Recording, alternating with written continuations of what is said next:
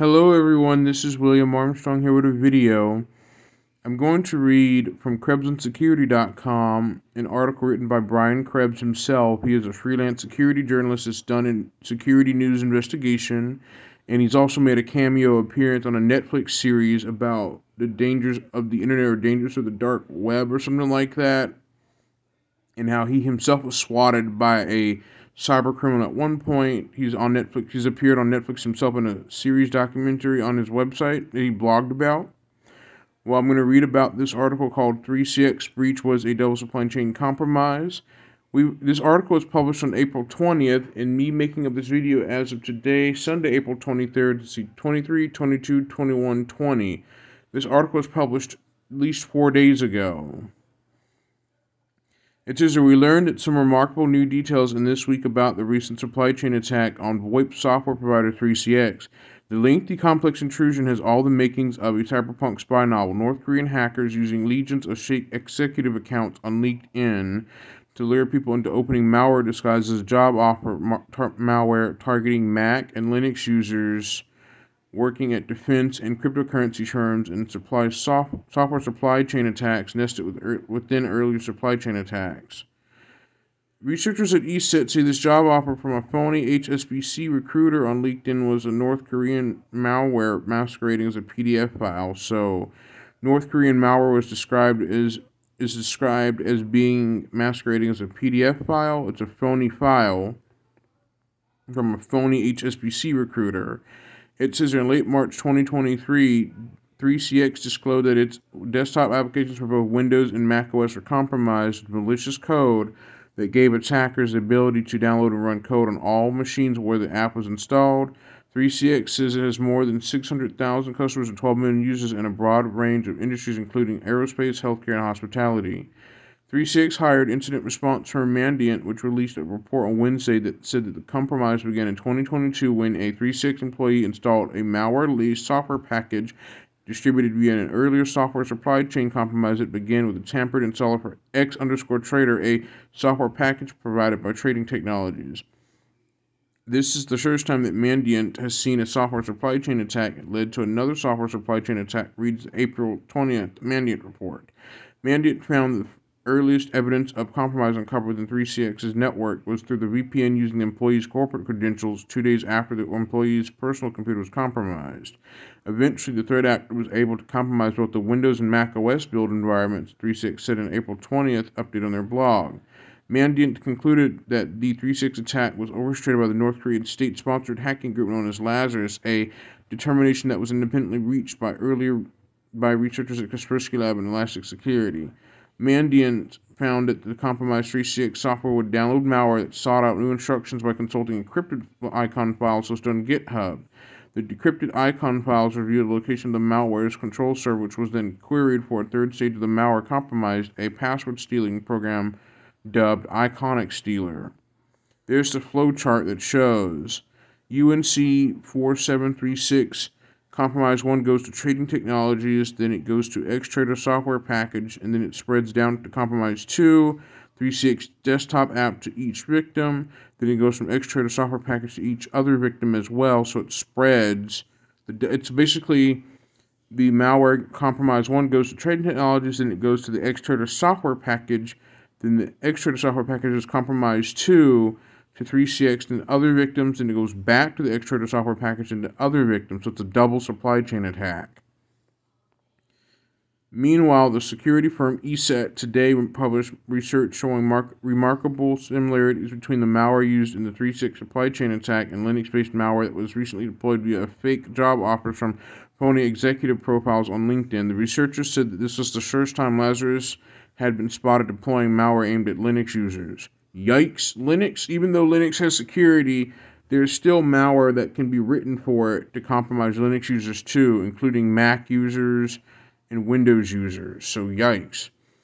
Therefore, there used to be a saying a long time ago when Apple computers came out that Macs were immune to Windows viruses or immune to viruses like Windows was, but that claim is no longer holding true. It used to be where Macs couldn't get viruses, but that has changed over the years. As a reported in a series last summer here, LinkedIn has been inundated this past year by fake executive profiles for people supposedly employed at a range of technology, defense, energy, and financial companies. In many cases, the phony profiles spoof chief information security officers at major corporations, and some attracted quite a few connections before their accounts were terminated. Mandiant Proofpoint and other experts say that Lazarus has long used these bogus LinkedIn profiles to lure targets into opening a malware-laced document that is often disguised as a job offer. This ongoing North Korean espionage campaign using LinkedIn was first documented in August 2020 by Clear Sky Security, which said the Lazarus Group operates dozens of researchers and intelligence personnel to maintain the campaign globally. Microsoft Corp, which owns LinkedIn, said in September 2022 that it had detected a wide range of social engineering campaigns using a proliferation of phony LinkedIn accounts. Microsoft said that the accounts were used to impersonate recruiters at technology defense and media companies and to entice people into opening a malicious file. Before I continue, note, if you get an email with an attached file that's most likely if you get an email with an attached file, do not download that attachment. Don't download it unless you're really sure you know who sent you it and know where it comes from.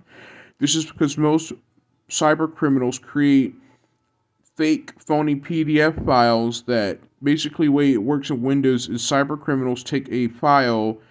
They basically create a malware file, but they basically add in a .pdf, but on the other end of that PDF extension, after the F, they've added a .exe to it. So you can tell a real PDF file versus a fake by the file size. PDF files are usually have very small file sizes, but exe files are usually a little bit larger in size than PDF files. So there's usually an easy way to tell. If a PDF file has a very small file size, is legit, but an easier way to tell is a binary viewer that shows it in hexadecimal format, and a binary viewer allows you to see the bits and bytes of binaries on files. But if the file size of a PDF file is like 100 megs or higher, then this is intentionally done to avoid detection by antivirus security endpoints. Basically, take, for example, a PDF file that is a very small file size, like under 30 megs, like a few kilobytes in size. That is usually normal, but if it's showing 500 megabytes or higher, then this is done by malware criminals, so antivirus engines can't scan the file to prevent detection and to evade detection.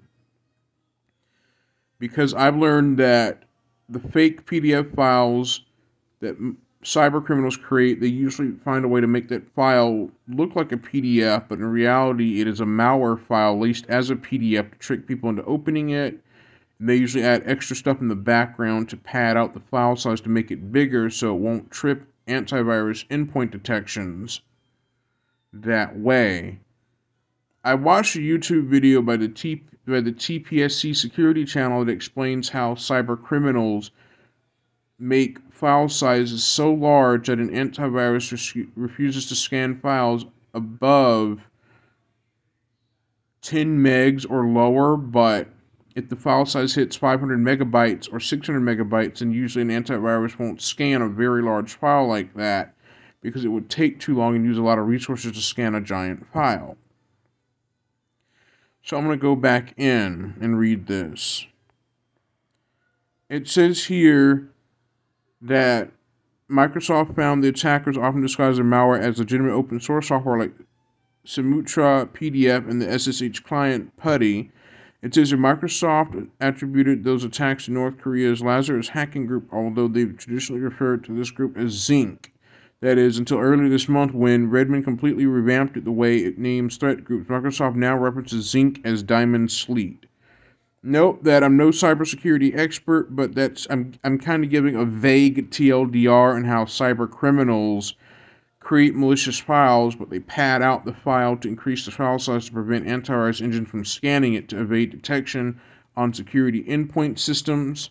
I'm giving a very vague description and or the fact that I'm no cybersecurity expert, but I've watched some YouTube videos and read articles online about cybersecurity, about how criminals evade tripping antivirus protection security endpoints just by making file sizes larger so the antivirus security endpoints cannot scan the file to evade getting caught, things like that. And also, there's some cyber criminals who have made malware that is able to detect if it's running inside of a sandbox to also evade cybersecurity researchers and antivirus sandbox detections as well.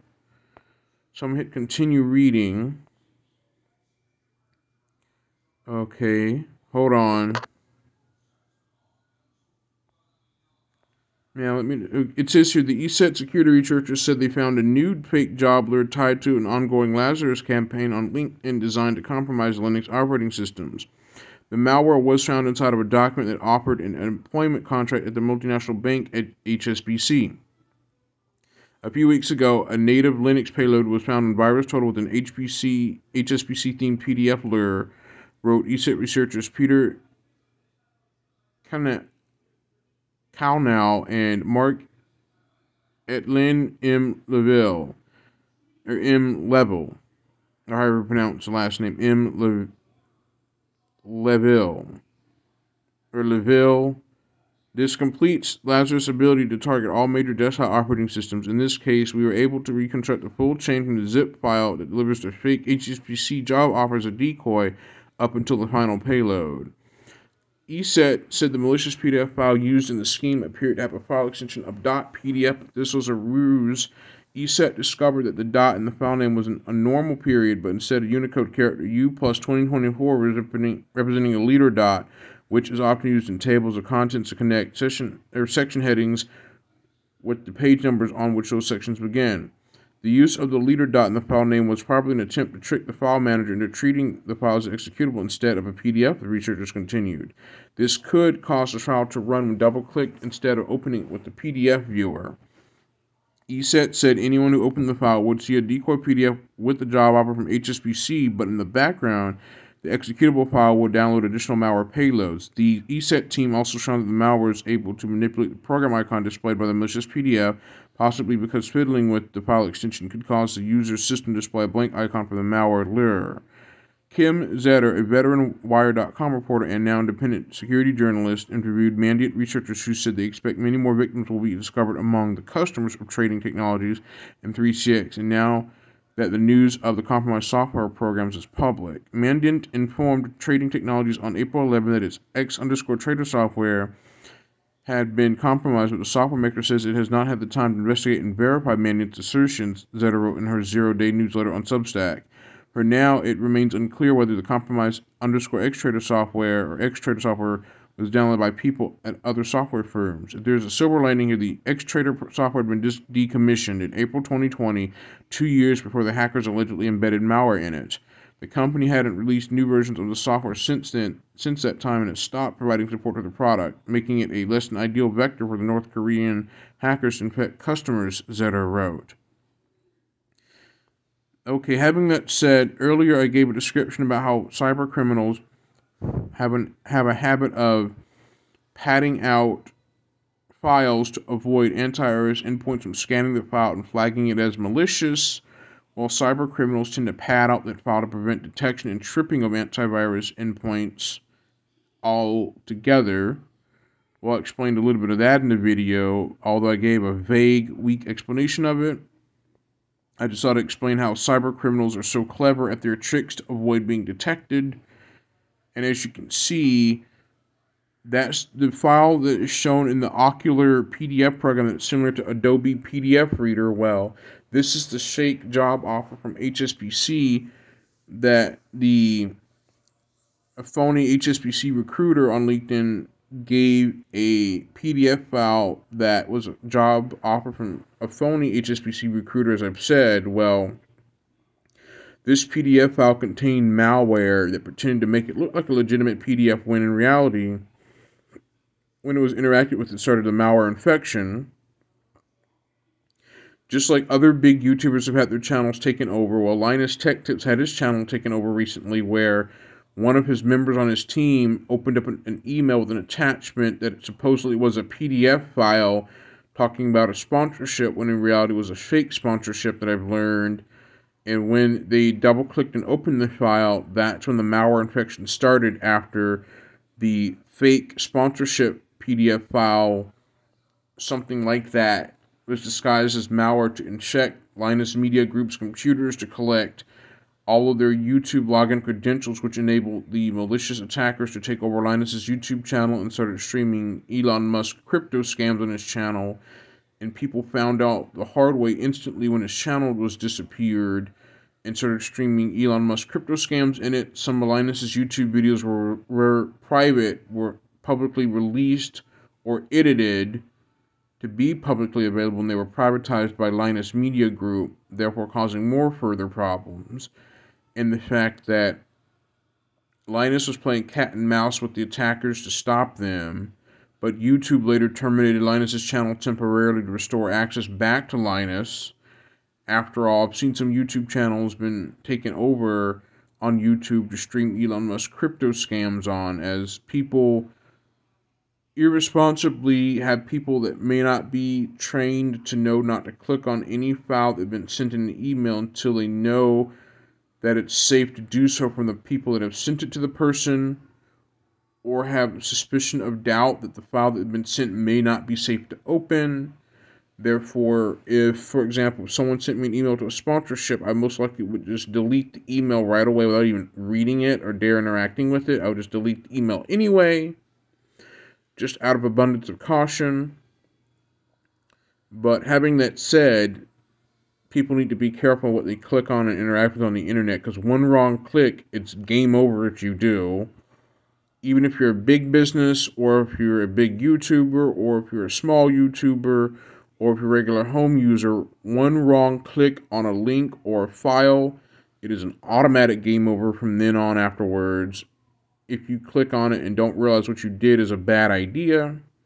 So anyway, this is William Armstrong signing out, and I will see you next time. Bye-bye. And think before you click on a link, think before you click on a file, and when in doubt, don't click it. Goodbye.